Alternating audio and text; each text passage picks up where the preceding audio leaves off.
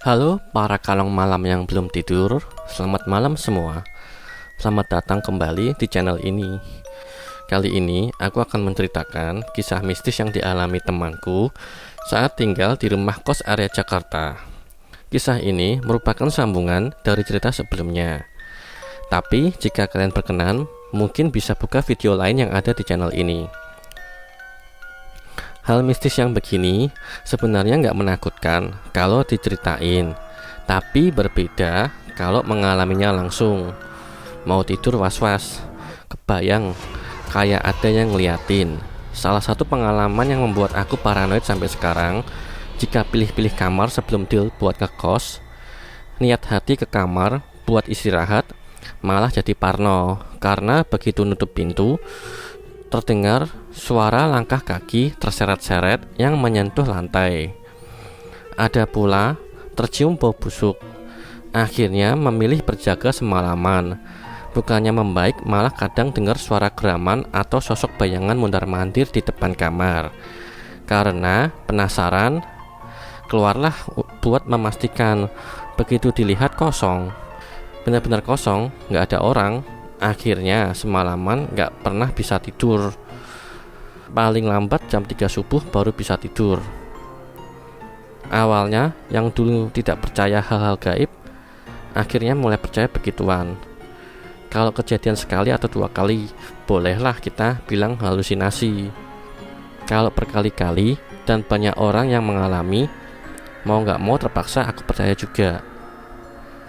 Akibat teror yang sering terjadi, aku akhirnya memutuskan memanggil temanku yang katanya punya indera keenam. Setelah beberapa jam, kejadian paling serem menurutku yang pernah kualami, yakni digendong dan dipindahi setan genderuwo. Aku putuskan siang harinya aku chat temanku yang punya bakat bisa melihat begituan. Jujur, sebenarnya orang ini bukan temanku, namun kenalan rekan kerja adikku yang paling bungsu. Awalnya aku meminta adikku yang paling kecil, sebut saja namanya Randy, untuk datang ke rumah kos beserta temannya untuk dilihat dengan mata batinnya. Sebenarnya ada apa sih di rumah kos, khususnya kamarku yang paling penting. Aku juga masih penasaran kejadian horor gangguan dari genderuwo semalam itu. Itu beneran atau aku mengalami delusi? Banyak pertanyaan yang silih berganti keluar dari otak pikiran saat itu. Aku juga nggak tahu apakah ini kenalan adikku ini indigo atau sekedar cuma bisa melihat doang. Sebut saja kenalanku ini bernama Wisnu. Wisnu ini lebih muda beberapa tahun dari adikku. Mereka berdua merupakan teman kerja di perusahaan tempat adikku bekerja. Orang ini perawakannya seperti agak gemuk, malah kalau menurut pandanganku nggak meyakinkan. Cara postur badannya aja kayak orang lemes belum makan. Tapi ya itu tadi, jangan menilai orang dari sampulnya. Dan emang benar peribahasa tersebut. Kebetulan daerah rumah Wisnu ini sejalan dengan rumah kosku. Jadi jika dia pulang kerja, pasti dia melewati rumahku. Kata Randy adikku, keluarga Wisnu ini emang punya bakat dari lahir yang diturunkan turun-temurun. Yang ku dengar, ibu Wisnu dan pamannya juga punya indera keenam. Malahan, sang paman ini juga bekerja di bidang pengobatan alternatif. Sepertinya, keluarga Wisnu emang punya garis keturunan dari leluhurnya sepertinya orang sakti. Perihal keinginanku untuk mengajak Wisnu untuk datang ke kos, rupanya disanggupi oleh Wisnu. Sekalian, aku traktir dia makan malam. Karena rencananya Wisnu akan datang ke kos sepulang kerja dari kantor, sekitaran pukul 6:30 malam lah. Toh, dia kalau pulang ke rumahnya juga melewati kosku, jadi nggak ngerepotin banget lah. Nah, aku juga sengaja hari itu pulang lebih awal dari kantor guna menunggu kedatangan Wisnu. Akhirnya, waktu yang ditunggu telah tiba.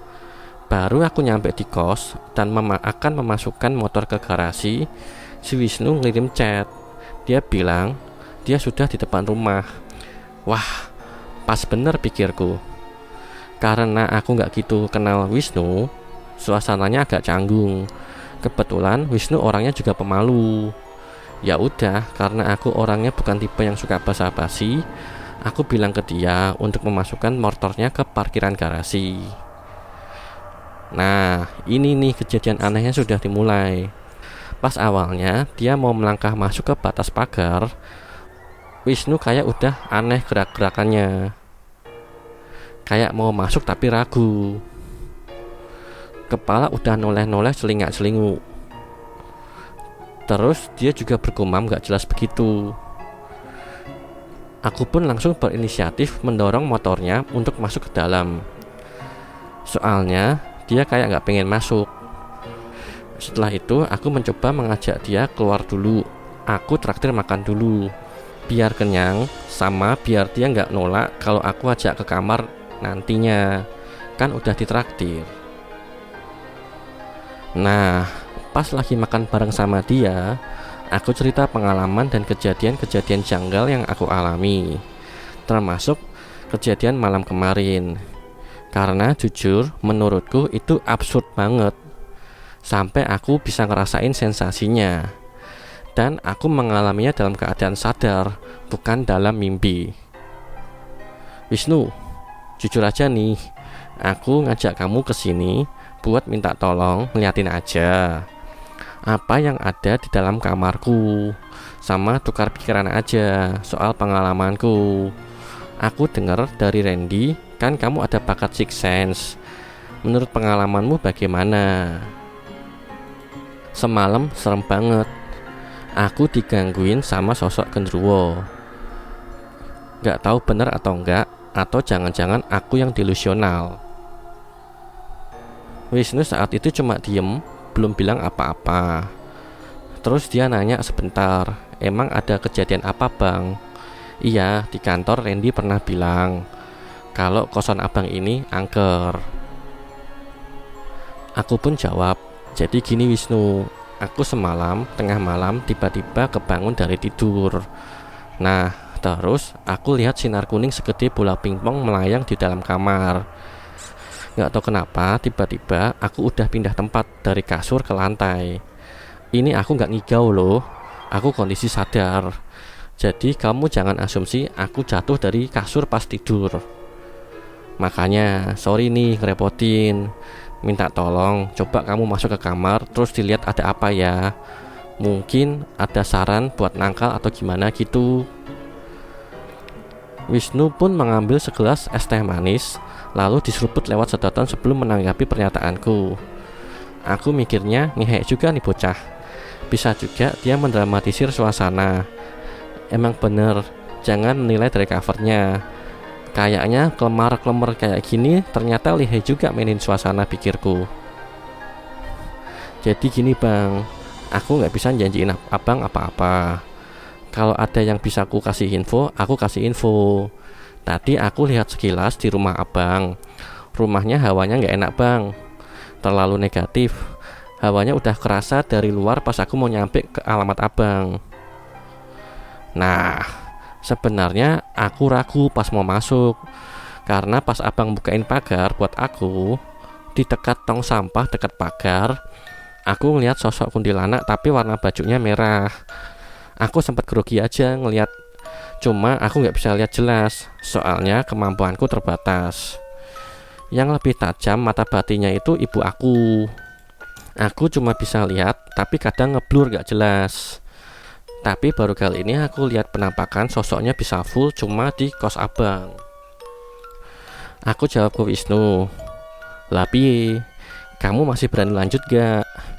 Aku gak minta kamu ngusir, cuma cek aja. Kalau bisa bantu yang lain juga gak apa-apa sih," kata aku sambil ngarep. Nah, si Wisnu ini sempat mikir sebentar. Kalau feeling aku sih dia mau nolak, tapi gak enak karena udah kadung aku traktir. Akhirnya dia gak menjawab tapi hanya mengangguk yang aku anggap sebagai tanda setuju. Akhirnya aku ajak Wisnu masuk ke rumah kos. Pertama dia udah selingak-selinguk tuh pas di parkiran motor. Dia udah gak nyaman. Terus pas naik tangga ke lantai 2, dia udah bergumam gak jelas. Pas tiba di koridor lantai 2 menuju kamarku, dia dari tadi udah ngeliatin ke arah kanan melulu. Nggak tahu kenapa, cuma pembawaannya kayak nggak tenang gitu. Nah, pas aku ajak masuk kamar, terus aku ajak langsung Wisnu menyambangi lokasi penampakan cahaya bola kuning semalam. Dia sempat tercekat, terus mau ngajak aku ngomong sesuatu. Hanya aja Wisnu minta keluar rumah lagi. Tidak tahu dia nggak mau lama-lama di kos atau dia takut omongannya ini didengar oleh para penghuni gaib di rumah ini. Singkat cerita, waktu itu hampir mendekati jam 8:30 malam. Wisnu yang masih terperangah melihatin kosan aku ajak keluar nongkrong di dekat warkop yang ada di dekat kompleks. Gila, serius lu bang, lu bisa tinggal di sini, kata Wisnu kala itu. Kenapa emangnya? Jawabku sambil penasaran dan udah deg-degan aja. Ini mah bukan kos-kosan lagi. Ini sih kayak istana jin. Rame bener. Aura negatifnya kuat banget, saling berbenturan. Sesek banget di dadaku ini bang, kata Wisnu. Aku masih diam, belum bisa mencerna pernyataan Wisnu. Apalagi Wisnu bilang istana jin. Kan sebagai orang awam, aku malah kepikiran kemana-mana bayangin yang seram-seram. Wisnu cuma bilang, aku ingat benar kata-kata dia kurang lebih kayak gini. Bang, bangunan ini auranya negatifnya gede banget. 70% auranya negatif. Untungnya kosan lu udah banyak penghuninya. Kalau sepi bisa makin gede aura negatifnya. Soalnya sekarang lagi ada bentrok antara aura manusia, kehidupan di dalamnya, dengan aura negatif dari jin-jin penghuni rumah. Sebagian besar penghuni di sini makhluk jahat semua. Catatan lo ini lo. Kala itu Wisnu bilang ke aku makhluk jahat. Wah, ambiar hatiku saat itu. Bukannya tenang, malah makin takut. Tapi lo kagak usah takut bang. Sama lo gak macem-macem sama mereka gak bakal ganggu lu. Gue mau kasih tahu ke lu, tapi lu ntar malah makin takut. Apaan? Jawabku. Malah dia bikin penasaran tapi setengah takut juga. Gimana sih tuh orang? Mau jawab tapi mancing rasa penasaranku juga. Oke, kiranya cukup sampai di sini dulu episode malam ini. Nantikan kelanjutan pengamatan anak indigo di part selanjutnya, supaya durasinya nggak kelamaan. Kalau kelamaan malah jadi bosen. Terima kasih bagi kalian yang sudah mau menonton video ini. Aku hanya berbagi kisah seram nyata yang aku alami kepada kalian. Semoga kalian terhibur dengan kisah ini dan awas, siapa tahu mereka kini ada di belakang kalian.